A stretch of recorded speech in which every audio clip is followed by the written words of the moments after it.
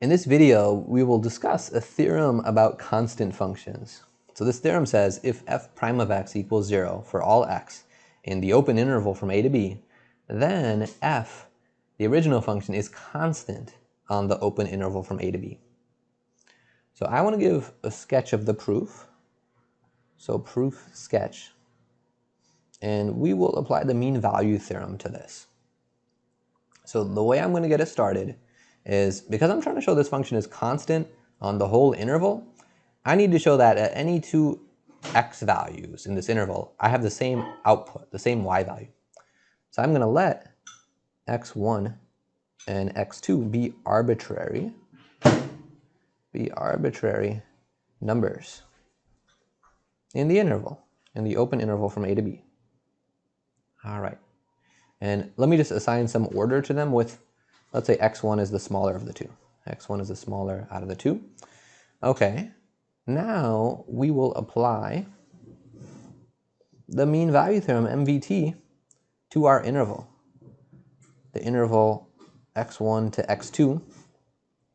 Because the question tells me that the derivative is 0 for all values of x in this open interval, that means our function is going to be differentiable on this whole open interval.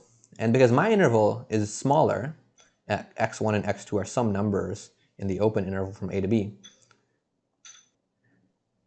my function will definitely be differentiable on the open interval from x1 to x2.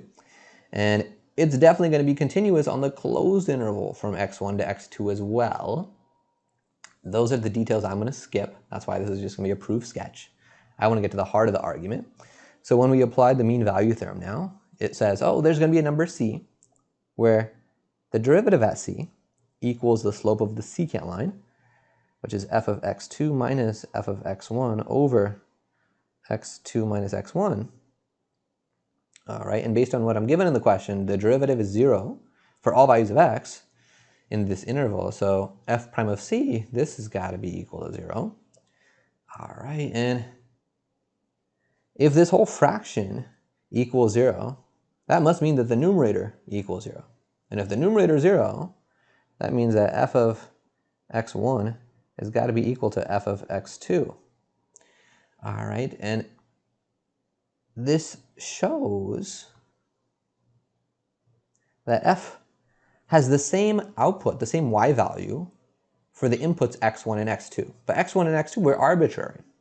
So this shows that f has the same y value for any two inputs.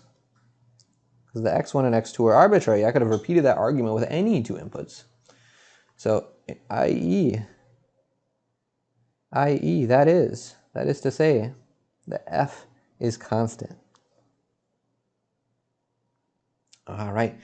And this is one of the really cool uses of mean value theorem. It'll let us show important theorems like this about a derivative of a function and what that lets us say about the original function.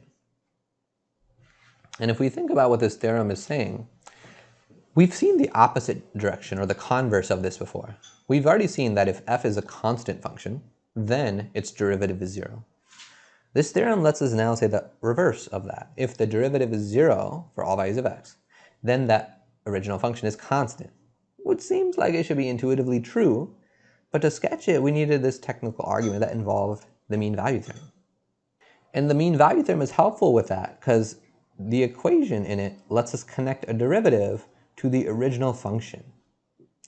So returning to our goals for this section, we finished our last goal, recognizing when and how to apply the mean value theorem.